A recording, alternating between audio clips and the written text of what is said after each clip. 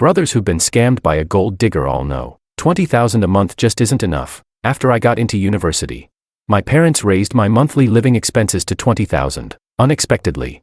Once my girlfriend's family found out, they quietly cut her allowance from $2,000 to $1,000. I didn't get it. I asked, "Your parents did that, can you still afford to eat?" My girlfriend looked pitiful and said, "My younger brother's taking the college entrance exam next year too. My mom said it's too hard to support both of us. Honey, if I can't eat enough, you'll take care of me, won't you?" I was stunned. You're already acting like a gold digger. Aren't you even a little ashamed? Chapter 1. My name is George. This year, I outdid myself on the college entrance exam and got into a top university in another province. My parents were thrilled. They hosted a big banquet and invited all our family and friends. Everyone offered their congratulations. Just my grandparents alone gifted me $200,000. That's not even counting my maternal grandparents, uncles, aunts, and cousins, all giving generously. My dad grinned and said, "George, you graduated high school and you're already a rich kid." I laughed and replied, "Yeah, I'll support you guys in the future." Although I had a lot of money in hand, I've always been careful with spending. Even as a kid, I never wasted a cent. My parents had already made a plan. Once I started university, they'd give me $20,000 a month for living expenses. They told me, "College costs a lot, and you're grown up now. If there's something you want, just buy it. If it's not enough, call us. Don't borrow from others." I had already looked up the cost of living in City S. In college, $2,500 is enough to live comfortably, so $20,000, that was more than generous. I said, "Thank you, Dad." "Thank you, Mom." Chapter 2. While I was living large, my girlfriend Willow wasn't nearly as fortunate. Willow was the prettiest girl in our class, flawless looks, elegant and refined. We were desk mates for 3 years in high school and just ordinary friends. It wasn't until right before the college entrance exam that we agreed. If we both got into the same university, we'd start dating, and now we had. So naturally, Willow became my girlfriend. Her family wasn't as well off as mine. She had a younger brother just a year below us. And her family had lots of expenses. She said her mom could give her at most $2,000 a month. $2,000 sounds okay under normal circumstances. But in a high-cost city like S, it didn't stretch far. I didn't want her to feel down. So I said, "If you're careful, it should still be fine." Willow looked aggrieved and said, "Yeah, I guess there's no choice. By the way, how much are your parents giving you?" I hesitated. "You really don't need to know," which only made her more curious. She kept pressing me. I had no choice but to tell the truth. 10 times what you get, she asked. 20,000. I nodded. "Yeah." Willow let out a dramatic groan. She bit her lip and said, "That's so unfair. I need to buy makeup, wear contacts, and I need long skirts, short skirts, dresses. You guys wear the same clothes for a whole year. Girls have so many more expenses, and your allowance is 10 times mine. Isn't it supposed to be raise daughters rich, sons poor? How can they treat us like this? It's totally unfair." What was she even saying? I said, speechless. "Do you hear yourself right now? So now, raise daughters rich, sons poor is fair? Based on what? You say girls spend more, but maybe it's because of that mentality that boys should be raised poor. That guys feel ashamed to enjoy life. That's why we spend less. We all only get one life. What's wrong with a guy wanting to enjoy it too?" She was being absolutely ridiculous. Willow bit her lip and stayed silent. Chapter 3. A couple of days later, there was a second-hand charity sale in front of the school, a spontaneous event where graduating seniors sold stuff they no longer needed. I brought some backpacks, magazines, unused notebooks, and a tablet to sell. Willow didn't have much to sell. She had saved most of her things for her younger brother. After helping me man the stall for a bit, Willow looked a little embarrassed and asked, "George, could you maybe give me a discount on that backpack?" I pointed to my old backpack. "This one?" She nodded. "Yeah." It was a sports brand backpack I had bought for over $3,000 back then, definitely not cheap. The style was fine for high school, but for college, it felt a little childish. Since I had taken good care of it, it was still in pretty good shape, at least 70% new. I had been planning to sell it for maybe $300 or $400, Willow said quietly. My brother saw this exact backpack at the mall before. He really liked it, but it was way too expensive for us, so we couldn't buy it. If I could give it to him, he'd be thrilled. Hearing that made me feel a little sad. I thought, well, I won't be using it anymore. And if someone else can get use out of it, that's better than it gathering dust. So I said generously, "All right, no charge, take it." Willow's eyes lit up with surprise. She stood on tiptoe and kissed me on the cheek. "Thank you, babe," she said. Later, she brought it home. And her brother even messaged me to say thank you. I felt a little embarrassed. Just like that, our carefree summer break flew by. And before I knew it, it was time to report to university. Chapter 4. Although Willow and I were headed to the same destination. Unfortunately, we couldn't travel together. My parents had booked me a plane ticket. While she got a train ticket, we could only meet up once we arrived at the university. On the first night after I got there, I felt we should celebrate a bit. So I picked a nice, local specialty restaurant near campus, but as soon as Willow walked in, she glanced around at the decor and the menu, then lowered her head and said softly, "Do you usually eat at places like this? If you weren't treating me, I wouldn't dare step in here," I said. "It's not that expensive. If you're frugal, it's about $70 per person," Willow mumbled. Sigh. "My mom only gives me $1,000 a month for living expenses. From now on, I guess I can only afford the cafeteria." $1,000. She can't even afford the cafeteria. When I first arrived, I checked the dining hall prices. Set meals were typically $12 or $13. And some went up to $19 or $20. 3 meals a day, even frugally, would still cost $20 to $30 at least. Does she not buy clothes or daily necessities? I asked, confused. "Didn't you say it was $2,000 before?" Willow sighed. "My brother's taking the college entrance exam next year too. And he needs tutoring. It's hard for my family to support 2 students. So they told me to spend less." I didn't quite know what to say. It wasn't really my place to comment on her family. So I said, "I'll ask around about work-study jobs for you later." I figured, being self-reliant isn't a bad thing. But Willow gave me this pitiful look and said in a whiny voice, "Babe, if I can't eat enough, you'll take care of me, right?" I almost instinctively said, "Of course." But just then, a strange feeling hit me. There seemed to be some hidden connection between my living expenses and hers. Her mom had originally said she'd give her $2,000, and adults surely know the cost of living. Now it suddenly got cut in half. Was it really because they couldn't afford it? Or was it because they expected me to make up the difference? But the thing is, I'm just a student. I'm spending my parents' money. They're responsible for raising me, but what right do I have to use their money to support her? Seeing me fall silent, Willow stared at me intently and said, "Babe, you're really not going to take care of me?" She looked like she was trying to force a commitment out of me. I'm a straight-talking science guy, not great at playing games, so I said bluntly, "You're already trying to be a gold digger. Aren't you at least a little ashamed?" Willow bit her lip. "George." Willow was so upset her eyes were red, looking utterly wronged and pitiful. We were stuck in a silent standoff for about a minute before I suddenly felt kind of sorry for her. A girl from a family that favors boys over girls. Even after getting into college, her mom wouldn't give her any living expenses. My attitude softened. I said directly, "Don't be mad. I was just joking. But do you think your mom's doing this to push me into spending money on you?" Some things are better said out loud than kept bottled up. Willow's pupils shrank. She stammered, "And no." I said, "All right then. After all, the money's in my hands. If she's trying to milk me for it, it won't be that easy." Because of this, I lost all desire to take her to the movies. After we ate, we just headed back to school. And just like that, my fresh and tense college life began. The next day at noon, I met Willow at the cafeteria. I got myself a roast duck set meal, and she bought a bowl of cold noodles. I was starving and finished my plate in just a few bites. Suddenly, Willow frowned and snapped, "Why are you only thinking about yourself? There was just one chicken leg and you didn't even ask me before eating it."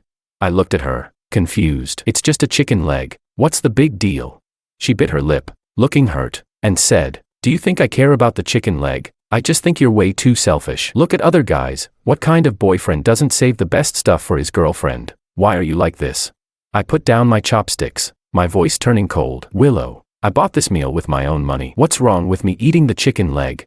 She tried to cut in, but I interrupted her straight away. "If you're eating stuff I bought, then stop with the nonsense. I'm telling you, either eat it or I'll just throw it away. Don't pull this emotional guilt trip on me," she muttered, looking aggrieved. "I'll eat it." I was speechless. After we left the cafeteria, we went to a fruit store. Fruit on campus was pretty pricey. I picked a box of lychees and a box of watermelon. Just as I was about to pay, Willow walked over with a box of durian, looking all pitiful. "Babe, can you get me this one too?" she asked with a pleading look. She wasn't being pushy, just pitiful, so I reached over and paid for it. And just like that, the first month flew by. I checked the balance on my meal card and realized my living expenses were several times higher than the rest of my dorm mates. But it wasn't like I was eating better than them. So I looked closely at the spending details: buns, sausages, trendy snacks, clothes, shoes, and all kinds of cosmetics and skincare products. Individually, they didn't seem like a big deal, but when added up, it was a ridiculous amount. All spent on Willow.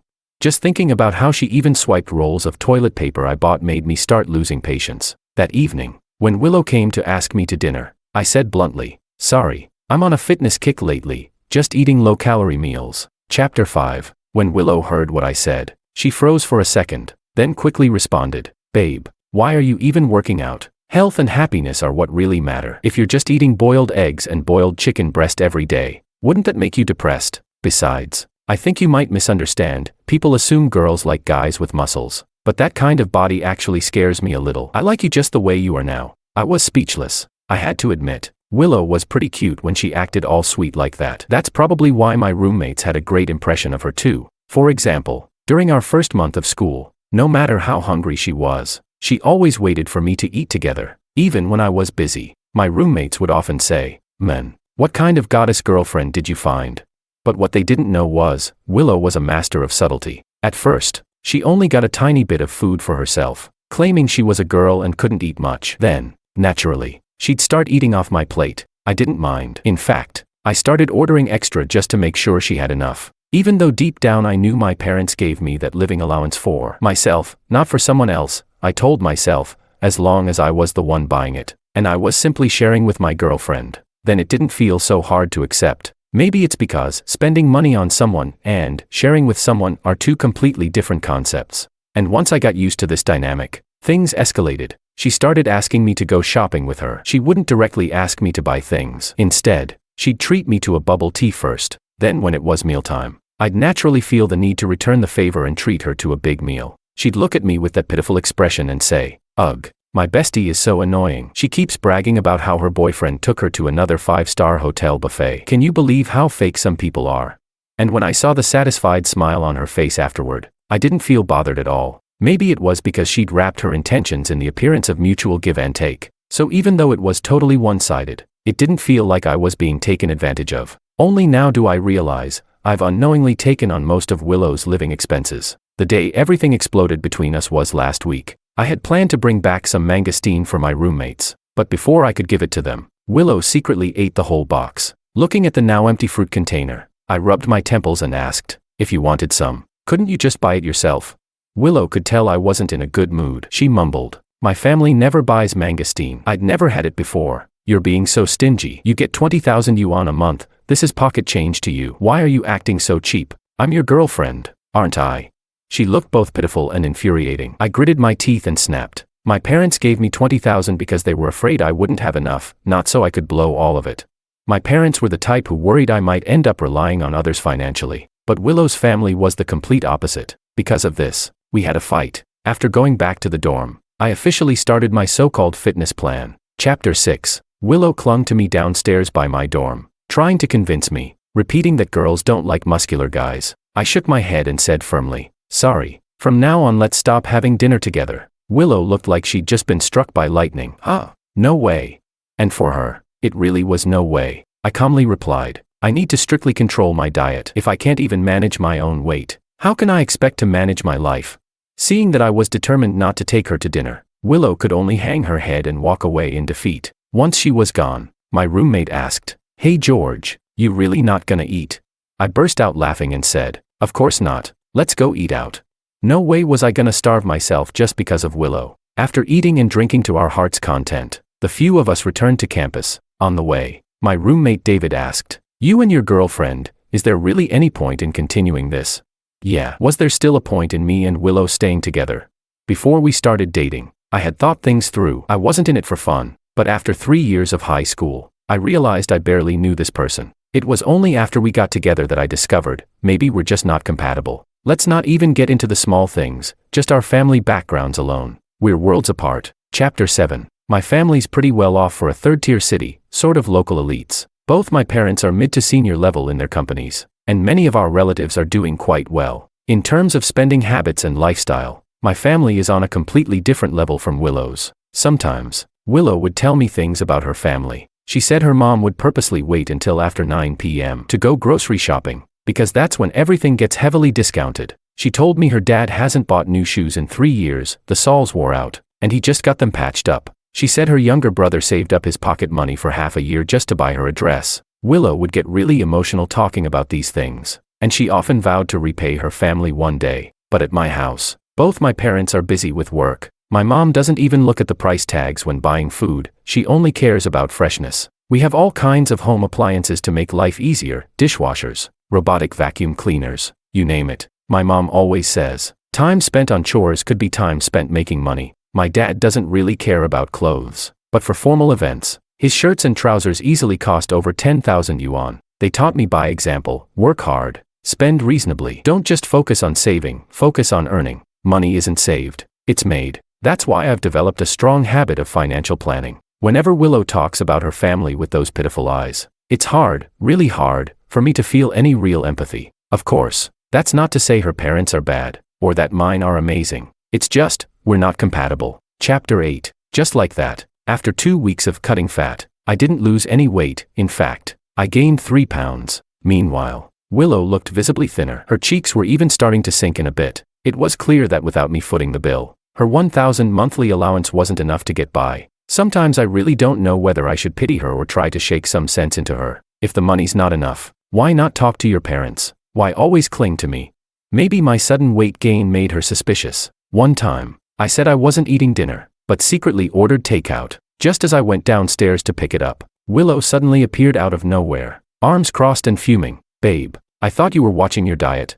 Holy crap, caught red-handed. From the way she looked, you'd think I stole her food or something. I kept a straight face and said calmly, yeah, this is just boiled chicken breast, part of my diet plan. In reality, it was fried chicken and fries. Willow was speechless. Chapter 9. A few more days passed, and the school announced a cultural arts festival. Willow had always been involved in this kind of thing back in high school, so she signed up for a performance in her department. Because of the takeout incident, I hadn't spoken to her for several days. Maybe she felt a bit embarrassed too, because today was the first time she called me, asking if I could come watch their rehearsal. To be honest, a big reason I fell for Willow in the first place was seeing her elegant, graceful performance during a school show. Just thinking about that moment, I agreed without hesitation. When I arrived at the rehearsal hall, sure enough, Willow was rehearsing. She waved at me with enthusiasm and called out, "Babe, over here, I'm right here."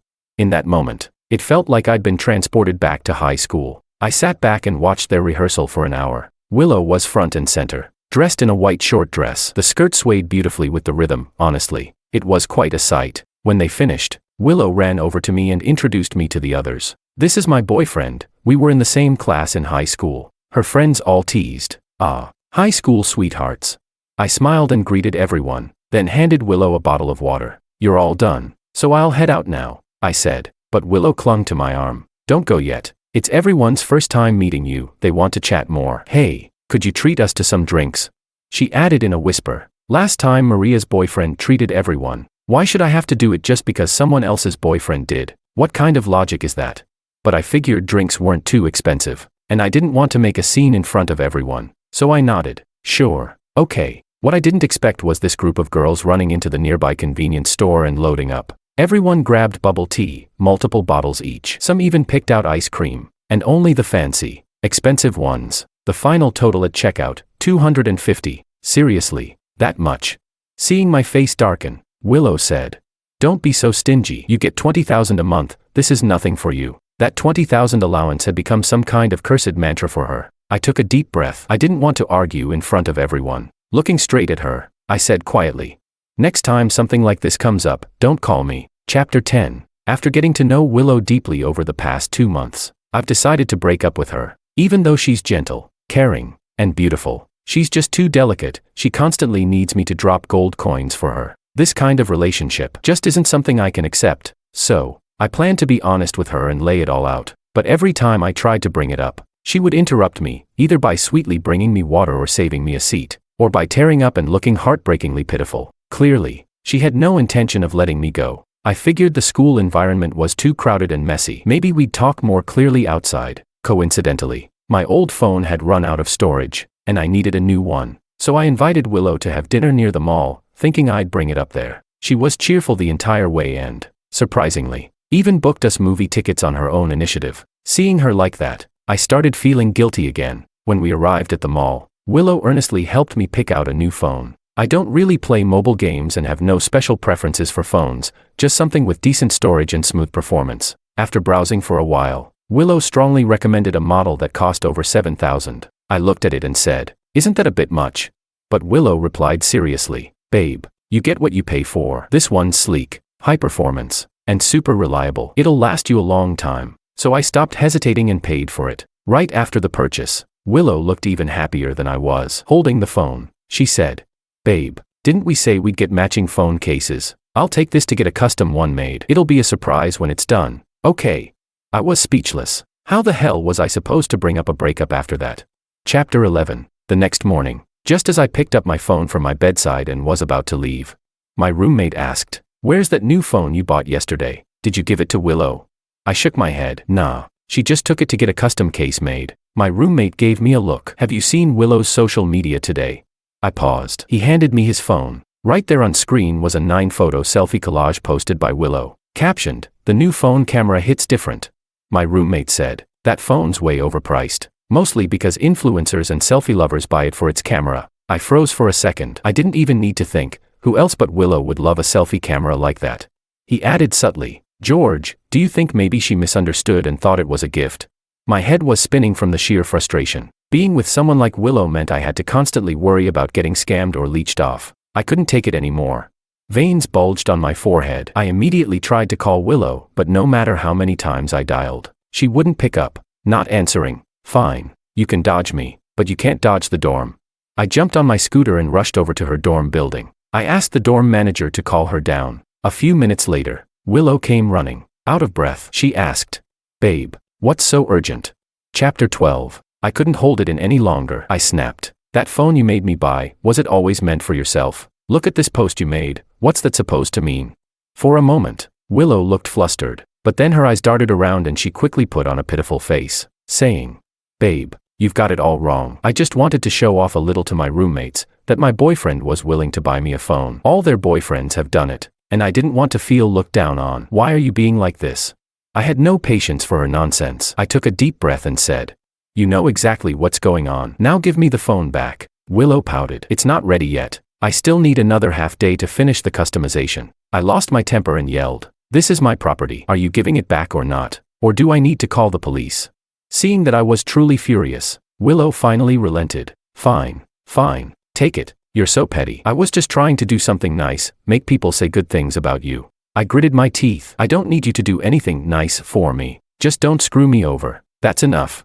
Maybe I pressured her too much, but she grudgingly went upstairs and brought the phone back to me. I took it home. The phone was still warm. When I turned it on, I found it mid-upload. She had just recorded a dance video and was uploading it to some website. I was fuming. Just as I was about to reboot the phone, my roommate looked over and said, "Hey, she didn't even log out of WeChat." Chapter 13. Maybe I was in too much of a hurry. Willow hadn't even logged out of her WeChat account. At first, I didn't want to snoop, but suddenly, a message popped up from a contact labeled, "Big Brother George won't be mad, right?"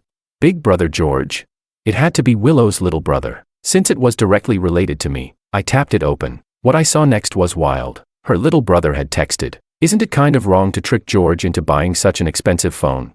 Willow replied, "What's wrong with it? That just proves your sister's got skills. You have no idea how amazing this phone is. Photo quality, video playback, totally smooth." Her brother wrote, "But sis, didn't you save up some money? Just ask mom and dad to buy you one. Don't use George's." Willow replied, "It's fine. I'll just act cute and cry a little in a few days, and he won't have the heart to ask for it back. He totally falls for that stuff. Besides, he's a big spender. He doesn't care." You didn't see it, but yesterday I glanced at his bank balance. Even after buying this phone, he still has over 100,000 in there. Then she sent a bunch of excited emojis, little shocked faces and party icons. Clearly, she was thrilled. Her brother replied, "Over 100,000. Willow responded, "Yup. His stash is bigger than our family's total savings. If I don't spend it, who will?" At that point, my blood pressure was spiking. Her brother messaged again, "I just don't think it's right. I mean, it's his money. You really shouldn't listen to mom about always taking advantage of people." Willow replied, "Being his girlfriend is his privilege. What's wrong with spending a little of his money? Like that backpack last time, you begged mom and dad forever, and they still didn't buy it. George just gave it to me without even blinking. His family's rich, we should redistribute the wealth." So that backpack was one of the triggers, too. If I had known then, I'd rather have tossed it in the trash or sold it for scraps. But even worse was what I saw next. Chapter 14. Her little brother replied, "Sis, I really don't think this is right. It's going to ruin your relationship with him." Willow responded, "It's fine. I've almost trained him to be as obedient as a doormat, but lately, he's been a bit disobedient, so stingy, total cheapskate." Her brother wrote, "George isn't stupid. If you keep scheming against him, of course he'll be upset, and if he breaks up with you, you'll regret it too late." Willow replied, "Break up? He dares break up with me. Let me tell you something, little bro, if I really wanted to squeeze money out of him, it'd be too easy. The only reason I haven't is because I'm kind-hearted. If he ever takes me to a hotel, I could threaten to report him for forcing me. After that, he'd fall in line real quick and be my ATM for life." Her brother was shocked. "What the hell are you saying? That's false accusation." Willow wrote back, "So what? I even joined a Sugar Baby Gets Rich support group. Tons of girls are doing this. They even share strategy templates." Her brother replied, "You're joking, right? Tell me you're joking."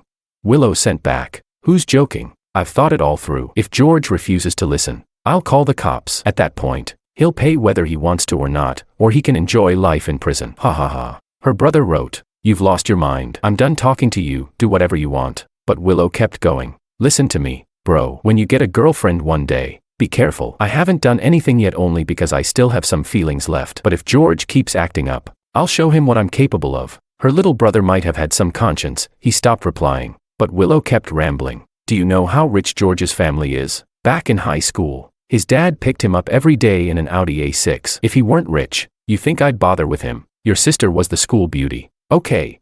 Hee. When I marry him one day, he'll buy a new house for the whole family. Your tuition and study abroad dreams, covered." Chapter 15. After reading the entire chat log, I was so furious I could barely breathe. What kind of hell-level content was this? So this was the real Willow. Absolutely terrifying. My roommates read through everything with me. Everyone was dumbfounded. One of them said, "This is insane. Total psychological warfare. Hell is empty, the devils walk among us." Another muttered, "No wonder Willow had been hinting lately that she didn't have to go back to her dorm at night. I'm naturally conservative, and I'd already been doubting this relationship, so I never crossed that line. Thank God I didn't. So that's what she had planned." One roommate said, "This is messed up. Shouldn't we call the police? Seriously, just knowing people like this exist gives me chills." Another added, but a third roommate scoffed.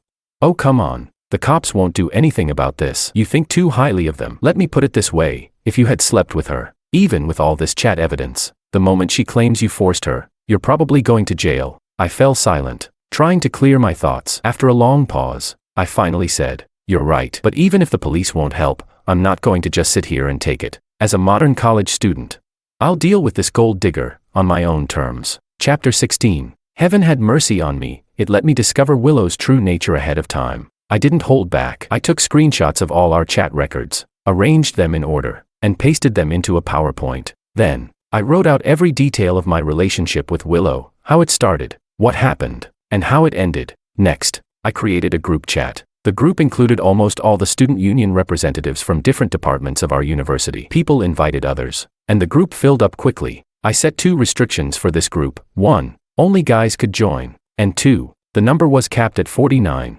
Sure enough, once Willow's PowerPoint was posted, it spread like wildfire. At first, it only circulated among the male students at S University, so Willow had no idea. She noticed some guys whispering about her and assumed it was because she was too attractive. She even messaged me, "Do you know how popular I am? So many upperclassmen can't stop staring at me. You'll regret this." The next one read, "Babe, but I only like you. Don't ignore me." By the time Willow found out the truth, 2 or 3 days had passed, and pretty much the whole school knew. She exploded with rage and called me, shouting, "George, you're so cruel." I didn't say anything at first, just hit the record button. Then I replied, "Willow, you say I'm cruel. Aren't you the one who's manipulative, shameless, and downright vile? Listen, I'm breaking up with you, and from now on, we have absolutely nothing to do with each other. Don't ever try to contact me again." Finally getting those words out felt amazing. Willow yelled, "I was just joking when I said those things. I was only messing around with my brother. Okay, I didn't actually do anything. Now you've blown this out of proportion and ruined my reputation." I sneered and said, "Reputation? You think you had one? You told me your mom only gave you $1,000 in allowance because she couldn't afford to support 2 kids. Can you swear that's the truth?" I even had some chat logs between her and her mom saved on my phone, things even more outrageous. To put it simply, most of the ideas about taking advantage of me, eating my food, using my money, milking me for everything, were actually her mom's suggestions. Her mom had said, "What's the old saying? A woman marries to live a comfortable life. It's tradition for men to spend money on women. If a guy's too stingy to spend money while dating, what good is he? Sweetheart, don't miss your chance. If you don't spend his money, it's a waste. Their family's loaded. Spending some on you is nothing. Men are dumb. Just say a few sweet words and they'll be falling over themselves to spoil you." When I read that, I was speechless. Willow's mom was either a seasoned manipulator or had read too many self-help books full of manipulative wisdom. Or maybe she really believed her daughter was some sort of goddess and every guy should be falling over himself to simp for her. Either way, I wanted nothing to do with that kind of family. Count me out, forever. Chapter 17. Seeing Willow stammer and fail to get a word out, I mocked her. "Willow, is your mom not very well educated? How come your brain runs like a single-thread CPU? And what exactly does she want from me? Anyway, why doesn't she ever wonder what a boyfriend might be after in you? Women marry so they never have to worry about food and clothing." What's the next line? "Men take a wife so there's someone to keep the household in order. You trot out traditional values when they suit you, but the moment they don't, they're suddenly feudal garbage. If you love tradition so much, go carve the 3 obediences and 4 virtues across your forehead first. Listen up, Willow, what I'm doing is keeping other people from getting scammed. I'm accumulating good karma, and I'm ringing an alarm bell for you so you don't take a wrong step." Willow snarled back, "Fine. You really are ruthless. Go to hell. George, push me hard enough and I'll drag you down with me. Even if I die, I'll take you along for the ride." I laughed, impotent rage. I hung up, dumped her on my block list. Then carried the recording to the police and filed a report with the school. The police said there wasn't hard evidence, but to head trouble off they still summoned Willow in and gave her a lecture. The school took it even more seriously. The counselor called Willow in several times and warned her that if she made remarks like that again she'd be forced to withdraw. Getting expelled would wipe out more than a decade of study. Everything she'd worked for would go up in smoke. After that, Willow kept her head down and never dared to spout nonsense again. When it was all over, one roommate said, "George, you're really brave. Aren't you afraid she'll get back at you?" Honestly, if it were me, I'd just swallow the loss in silence. I thought for a moment. Things had already blown up for me, so I figured I might as well fight it out to the end. The roommate gave me a thumbs up. "You're something else." I laughed. Honestly, someone like that Dottervine type, living off playing the victim and acting pitiful, totally dependent on her host, values her own hide way too much. No way she'd risk her life going all out against me. All the roommates covered their faces and chuckled wryly. So true. Chapter 18. And just like that, I thought I was finally rid of Willow. Who knew that half a month later, she'd start trying to make peace again? She changed her phone number and started sending me apology texts. She wrote, "George, everything before was a misunderstanding. I truly love you." When I blocked her again, she started waiting downstairs outside my dorm building, looking pitiful as she said, "Please don't leave me. Just give me one more chance. Okay, no one's ever treated me as well as you have. Right, no one's ever been as easy for you to leech off as I was." Even my roommates were confused. What the hell is wrong with her? Why won't she stop? Everyone knows she's a gold digger now, and she's still humiliating herself. I knew Willow pretty well. She never did anything without expecting a benefit, I said. Her whole situation blew up, so no other guys would dare go near her now. For Willow, her best bet is to get back with me, then all the rumors would fall apart. Everyone would just think we had a fight and broke up. No big deal. My roommate nodded. Got it. Never expected her to be that calculating. Genius. Honestly, I chuckled. Exactly. For people as shameless as her, I have my own ways. After all, the school had already given her a serious warning. So I went straight to one of our department's professors and explained Willow's recent behavior. Given everything that had happened before, I said I was genuinely worried she might try to harm me. The professor took it seriously and immediately contacted Willow's student advisor. And after that, there was no after that, because I never saw Willow again. Chapter 19. After that, I lived quite happily at school and barely heard anything about Willow anymore. Some people said her entire freshman year was miserable. Because of that infamous PowerPoint, the guys stayed far away from her, and even the girls looked down on a gold digger like her. So, in the end, she was almost always alone, completely ignored and friendless. In sophomore year, Willow dropped out and went back to her hometown alone. Even though I didn't really care where she ended up, we still had mutual contacts from high school. One of them told me that Willow couldn't make it in university anymore and planned to retake the college entrance exam to start over at a new university. But her parents didn't want to spend the money for her to repeat a year and scolded her constantly. Willow, feeling utterly wronged, blamed everything on her mom's bad advice, saying that's what led to her current downfall. Her whole family started pointing fingers at each other, fighting all day long. With things like that, chances of her getting into college again were slim. She even cried to her best friend, saying that if she had known how things would turn out, she wouldn't have listened to her mom. She said that she truly had feelings for me at the beginning, and even worked hard to get into the same university with me. That part, she claimed, was real. But once she started following her mom's advice and scheming for my money, everything slowly turned rotten. I don't know if she said those things just to get word back to me, but what I do know for sure is, Willow herself was the real problem. If her values had been right, she never would have listened to her mom in the first place. Judging by the way she talked with her younger brother, she didn't think anything was wrong. On the contrary, she was proud and smug about it. Now, she's pushing all the blame onto her parents again. Just another performance, another act of fake innocence. Chapter 20. With Willow gone from campus, even the air I breathed felt fresher. I could finally eat whatever I wanted, go to the cafeteria whenever I liked. Thinking back on everything that happened, it was all just one big farce. But of course, I also learned a lot from Willow, like how you should never flaunt your wealth, and how indecision can cost you dearly. When it comes to right and wrong, you have to stand firm. A situation is either black or white, there's no gray area. Whether someone is a gold digger doesn't depend on how much they took from you, but whether they had the intention and acted on it. Even if it's just 1 cent, if it came from manipulation or deceit, that's gold digging. Willow's incident also left a lasting impact on our university. That group I created, it stayed. It even got renamed, S University Gold Digger Watch Group. The group's members came and went, passing the torch from one generation to the next. But everyone consciously kept the member count at 49. People said the group was like a magical mirror that revealed true natures. Anyone with questionable behavior could be posted there,